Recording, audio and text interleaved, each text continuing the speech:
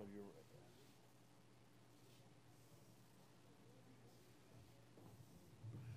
okay, before we start, just a reminder, if you can silence your cell phones and there's no live recording with your tablet or iPhone. If you have a question, please raise your hand. We'll get to you, and we're ready for questions for our student athletes.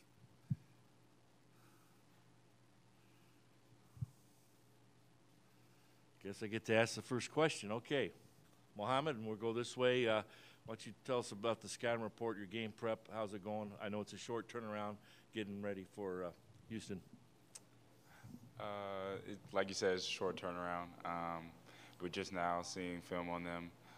We know they're a great team. They won their first game, and we just have to prepare for them. Mo?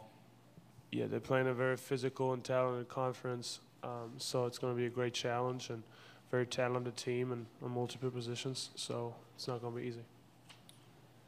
Not much else to add, just kind of getting into watching them and learning more about them. And, we're about to practice right now, so hopefully we'll pick up some more from the coaching staff. Okay, we had a question in the front on the left side. Yeah, last night you guys and Coach Beilein gave a lot of credit to the Montana defense. How much of it was the layoff? Did that guys affect you, or once you kind of started playing, did you get your feet under you? We'll start with Mohammed and work our way down to Duncan. I think they threw some new stuff at us, blitzing the ball screens and doubling a lot. We haven't seen that, and that gave us some trouble. I think you can add to that we did have a long layoff, and we had some rust that we had to knock off, but that's about it. I think some of it was definitely the lack of playing the last couple of days, just because you can't really match game intensity in practice. So definitely some rust off that game, but there are also some things that we could control and didn't execute well, so it's kind of a mix of both. I think it was a combination of both. Give plenty of credit to them for what they did, but, like both these guys said, it's really hard to simulate game situations in practice. So hopefully we kind of got our feet under us now and we can move forward. Other questions out there? On the right side. And yeah, do you guys think the stopping the Montana guards last night is any indication or helping you practice for Rob Gray tomorrow? Start with Mohammed, work our way. They're both all great guards. They provide a different dynamic. They play differently. But, it is good to play against little guards like that in the first game to get us ready to contain Rob Gray. Yeah, there are definitely some similarities there in terms of how the guards look to attack, and obviously a good practice to going into Saturday. Yeah, I think yesterday helped, but, also just what we've learned throughout this entire year. I think we've played some really good guards this year, and our guards have really stepped up and done a really good job. So, it's going to take a group effort, but, we're excited for the challenge. Other questions out there? Still have 10 minutes left in this session. Okay, we're going to go back to the same reporter. Yeah, just more specifically on Rob Gray. I'm sure you guys have watched somewhat what he did yesterday. What makes him such a tough cover? Start with Duncan this time and work our way to Mohammed. He's really skilled, and he plays with really good pace, always under control, and he's playing with a lot of confidence right now. So combine all those things, and he's a tough matchup for anybody. Mo? I think he does a really good job between getting to the line. I think he shot like 15 free throws last night and having a great perimeter game, so that's really tough to guard. Yeah, it's a great challenge. I think he has a great balance of inside and outside game. He has a lot of experience, and it's just going to be a tough matchup for us to cover. You had a question on the left side? Yeah, Charles is often so stoic on the court, and the three of you and Xavier Simpson have gotten so much press. You've been playing so well lately. How much fun was it for you to see Charles play so well last night when the rest of the team seemed to be struggling? Duncan first. It was great. The energy that he brought yesterday specifically was big for us when we were kind of lacking it. And, he's more than capable of that, and he's done it, many times this year. But, it's a really good sign to start off this tournament to have him have a performance like that. Yeah, I think that's the beauty of this team, that as soon as somebody lets down or goes down somehow, somebody else steps up. And I think we're very confident in each other, and Charles proved that last night. Mohammed? It's great. It's great to see that, especially such a team player. He cares about winning more than anything, and to be able to see him make plays like that and have a good game, it was great. Okay, we had a question, gentleman standing up. Jacob Albrock, KWCH TV. I just wanted to get your thoughts on the tournament so far here in Wichita. First time at this arena and a long time in this city. How's it been for you guys so far? Mohammed first. It's been great. First time in Wichita. Great crowd, nice arena. Doesn't get much better than this, and the fans seem like they're basketball crazy, so it's great. Yeah, obviously we haven't seen too much from the city yet, but I mean, I've been positive. Like, I was surprised in a positive way from the weather, and it's a cool environment, and NCAA is always fun. So, yeah, it's a great experience. Kind of going off with this, I'd never been in Wichita before, but pleasantly surprised by the weather, first and foremost, a lot warmer than Ann Arbor, so appreciative of that. And then also, beautiful venue here, and just the hospitality in general has been great. A lot of friendly people, and a lot of people that really enjoy basketball, so it's a fun place to play. Other questions out there for our student athletes? Well, if there's no other questions, I'll let you guys go back to the locker room. Thank you very much. Best of luck. Michigan locker room still open for 20 minutes. We'll have Coach Beeline up here shortly.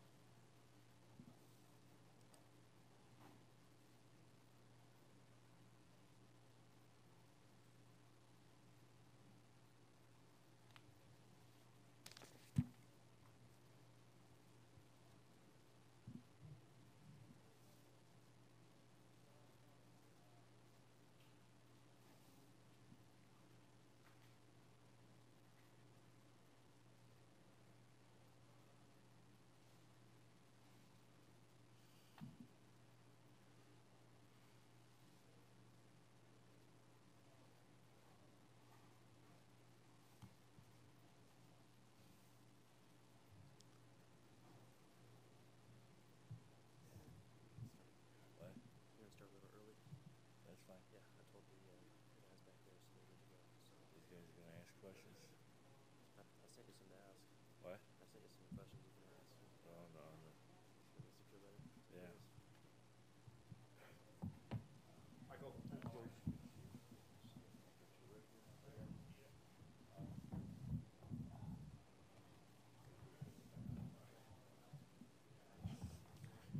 Okay, we're ready to go with Coach John Beeline. And Coach, I know that's the thing about the NCAA tournament, little turnaround and game prep, but your early assessment on your opponent tomorrow.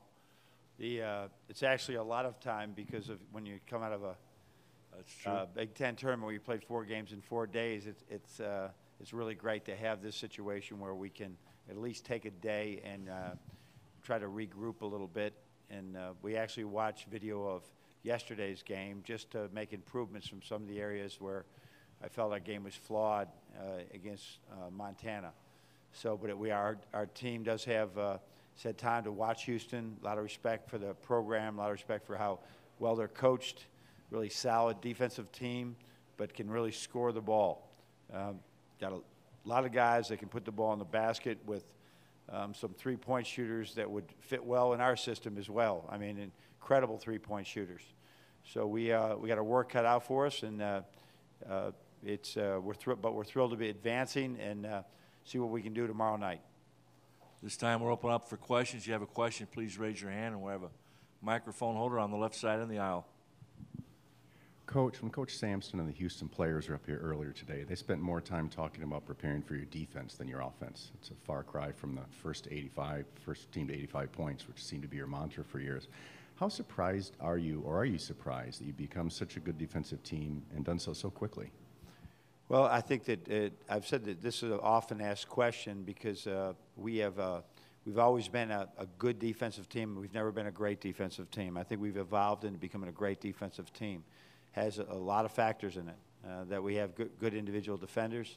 I've stepped away from trying to do everything and let our assistants really have a bigger voice in the game itself. My mind drifts to offense all the time. So while the head coach and the staff are all connected in what we choose to do, I'm really letting Luke Yaklich and last year Billy Donlin and just really talk defense the whole time. But there's been a lot of good changes that we've made, and that's the only reason I'm coaching now 43 years after I started, is because I've always embraced change. Other questions out there? We're going on the right side. Yeah, Coach, do you see any similarities between those Montana guards and then Rob Gray, and do you think that was good practice facing them yesterday? Yeah, it was great practice. I think that these guards remind me more of Carson Edwards from Purdue, who I think I might have voted for first or second team All-American. They are tremendous guards. They have jump shots. They can get their own shot. They got a little bit more size and strength than we had in the Montana guards.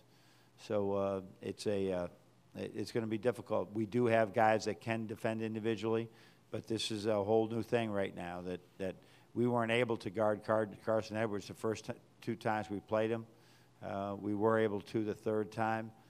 We have to do more like we did the 3rd time tomorrow, or we won't be playing anymore. Other questions out there? I do have a question, Coach, and the distinguished coaching career of both yourself and Coach Calvin Sampson. I'm sure you've had many encounters. What takeaways do you remember from those encounters? Well, I think we've only played 2 times, and one I was the West Virginia coach, and we had a Sweet 16 team there that played really well against Oklahoma. And then it was like 2 years later when he came to Michigan, or when he came to Indiana, I was at Michigan. So we've had good games both times, and I think we might have split those. And we got another great matchup coming tomorrow. Really solid coach, solid coaching staff. Other questions here? Still have windows of opportunity. Okay, we'll go back on the right side. Yeah, Coach, just from the game yesterday, Rob Gray, what makes him such a tough cover for you guys? Well, I watched a half of that game this morning, and then I've been just looking at clips because he can get his own. First of all, his experience. I think he's 24 years old, right? we'll have a, I think, if ever Xavier Simpson's on him, Xavier's 19. There's a big difference there. There is he might have just turned 20 actually. He just can get his own shot. He sees the floor well. He's got his ability to get into spots without and still get his shot off in close areas. A lot of guys can shoot their jump shot, but when they get in among the big fellas, can they still get their hands to the rim? He does that. So just really clever player. But he's not the player on that team. You know, he's not the only one. They got some really good players. Both of the Davis guys are tremendous. I mean, I haven't seen a guy with this jump shot. Don't recall facing a guy with over 100 threes in a while. And for him to be able to get that shot off when everybody knows that's what he does, that's tough to defend. The Devin Davis, I remember from when he was at Indiana. I think he might even be related to Zach Irvin, one of our former players, really good player as well, and he's done a great job. And once again, a fifth-year guy there. So their average age is a little bit higher than ours, but and that shows sometimes in how what experienced team they have. Any other final questions here for Coach? Okay, we go back to left side. Coach, you touched on this a little bit, some of the outside shooting, some of the experience. What else do they do that presents a challenge for you, both offensively? I think the offensive rebounding will be a thing. We've been really good. We're one of the leaders in the country in defensive rebounding percentage. I believe they're one of the leaders in offensive rebounding percentage. So same thing as Montana. They turn it over. They turn people over. We don't turn it over. When those two things clash, somebody's going to win it. And so getting them off the boards, you know, they're going to run a lot of pick and roll, jump shot. Well, while you're hedging the ball screen or doing whatever you choose to do, they're big guys rolling right down State Street trying to get the rebound. And now one of your guards has to pick him up. And that's a difficult thing for people. And especially make or miss, they can shoot it in, so you got to contest. If they don't shoot it in, they got a great chance at a rebound. So that's a big concern of mine. Any other final questions? Looks like we're going to let you off the hook, Coach. Best of luck. Thanks, Mike. Thank you. Michigan locker room is still open for another 15 minutes, folks.